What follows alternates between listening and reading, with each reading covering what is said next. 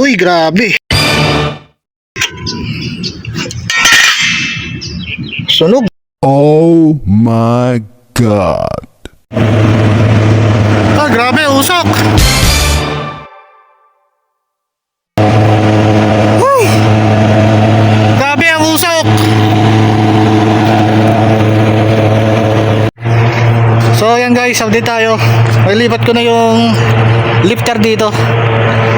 Ayan o, ganyan kahirap yung pagkapalit ng post light. Ayan o.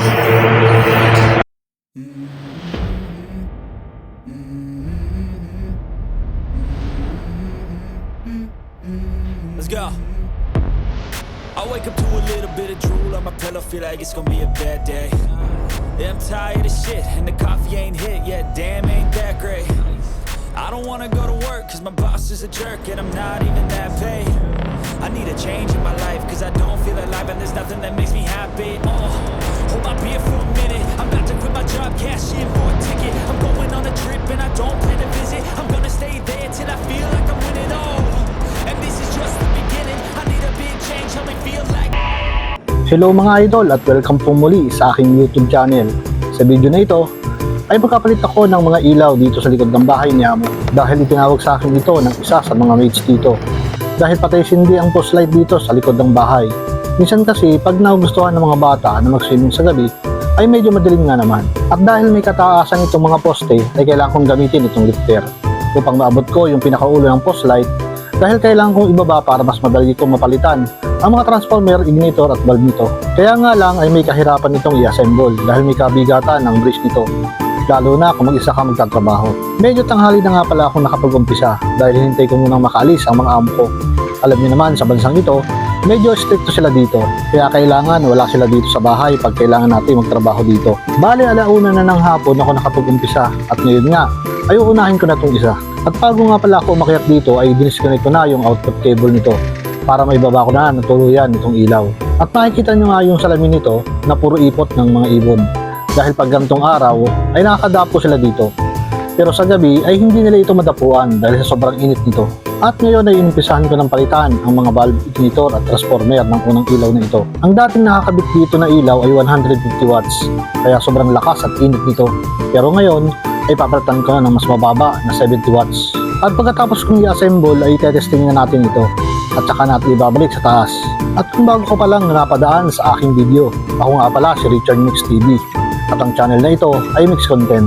Ang trabaho ko nga pala dito sa Jeddah ay isang maintenance electrician sa bahay ni Amo. At kung hilig mo yung mga ganitong video ay mag-subscribe ka na sa channel ko at libre lang naman ito. At malaking tulong na yan sa aming mga content creator, lalo na pag hindi mo in-skip ang mga ads dito. Kaya maraming salamat sa inyo mga idol.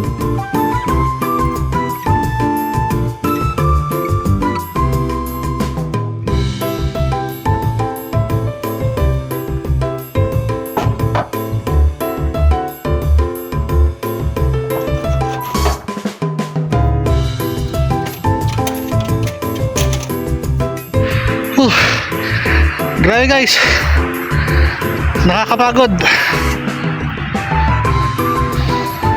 Pag-assemble pa lang nitong lifter, sobrang nakakapagod na. Tapos yung init, yung bigat nitong ulo ng post light na to,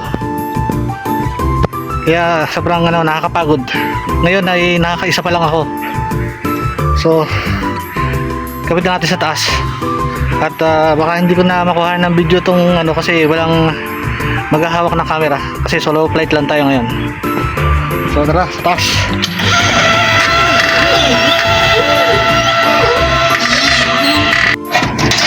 Lagyan mo natin tong cable. Yeah.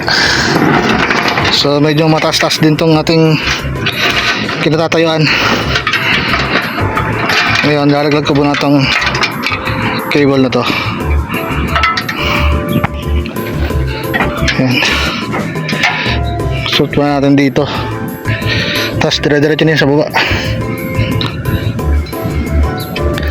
Ayan na. Hop. Tapos ito namang pinakaulo ng poste na to.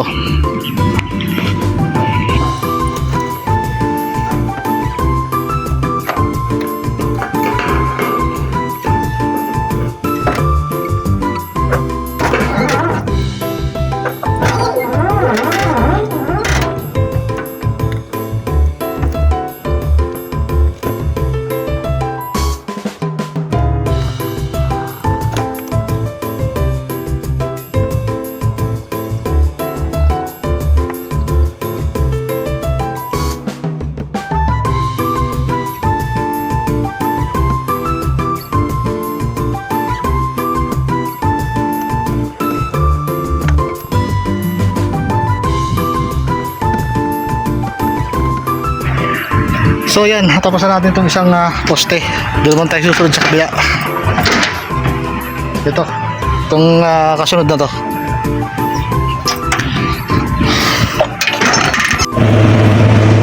Ah, grabe, usok!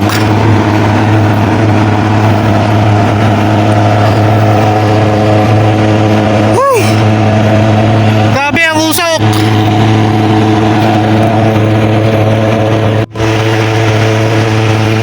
Sunog! Ayan guys, ayun yung sa ano. Hindi sunog yan mga idol, ayun yung ano, fish control. So ayan guys, update tayo. Mailipat ko na yung lifter dito. Ayan o, ganyan kahirap yung pagkapalit ng post light. Ayan o, pinalitan ko na yung ano, transformer nya, saka yung ignitor, lahat. So pangalawang poste pa lang tayo. Ang oras natin ngayon 3:35 ng hapon. So baka kaya ko pa yung pangatlo kung ano, mapapalitan. So ito guys, pangalawang ilaw na to. Ayan o, dito ba? Yun. Ayun. Ayun. Ito yung ginawa natin kanina. Ayan o. Tapos yun naman. Ngayon, palit lahat to. Yung transformer, yung bulb nya, ignitor, lahat. Kasi nagpapatay sindi siya eh. So mahirap yung isa-isa ang palit. Kaya ang ginagawa ko dito, lahat na palit, lahat ng bago, simula sa bulb, transformer at ignitor. Ito kasi buo, ayan o. So usahin natin tanggalin to at palitan natin yung bago. So yan guys, natanggalin natin itong mga screw nya. Ito, so may tornilyo dito eh, dito sa loob. Ayan o, ay matanggal o. So tingnan natin. Uy, grabe. Oh no! Sunog.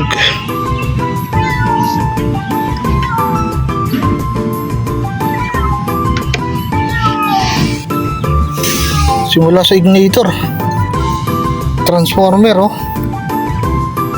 Grabe, sunog.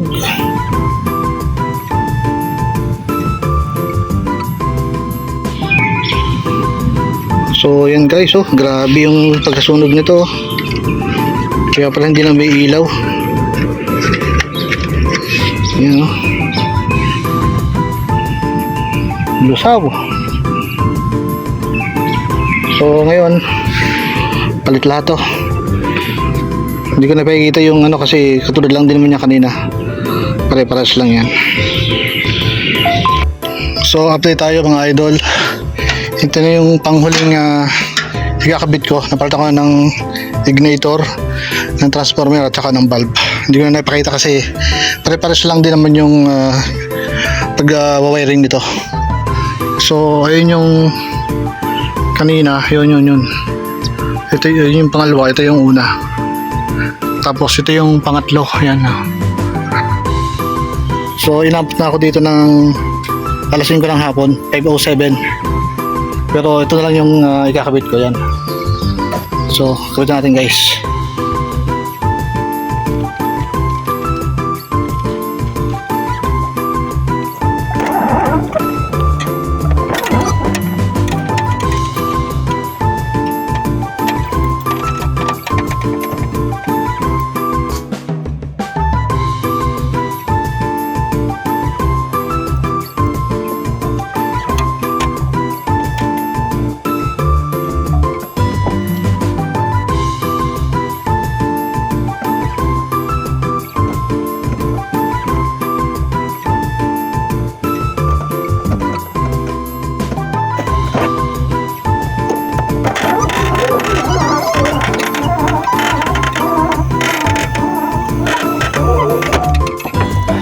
Yes. So bali ito na yung ano, yung wire na aking ikakabit dito. Tapos okay na, tapos na tayo dito.